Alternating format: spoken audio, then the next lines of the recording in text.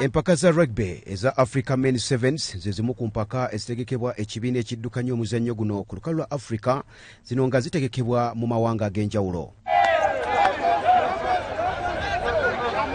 Empaka ez'omwaka guno zibadde zitegekeddwa mu ggwanga erya Zimbabwe, era ttiimu y'eggwanga eya Rugby Cranes emalidde mu kifo kya Kusaatu.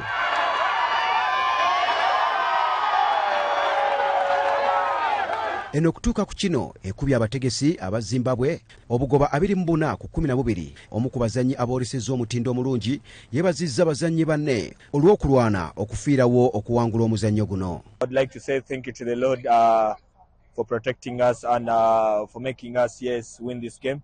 It really meant a lot to us because we really wanted this game more than any other, because we wanted to qualify first of all for Challenger Series and to be on the program always like UG7s, because if we hadn't won this game it was going to be something else by next year. So good fight to the boys. Rugby Cranes kati eyiseemu okuzannya mu mpaka okuli eza Olympic Repcharge Games n'eza World Rugby Sevens Challenger Series.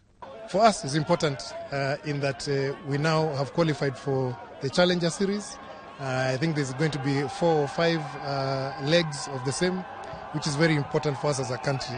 If we would have missed out on that, then that means our year is dead. And the folks at home who are playing the 7 series do not have anything to play for, apart from Safari Sevens and Africa Cup, which is going to happen a year after now. So we are happy with the 3rd place finish, as if we have won the tournament. Empaka zino ziwanguddwa Kenya ekubye South Africa ku luzannya olw'akamalirizo ku bugoba 17 ku 12.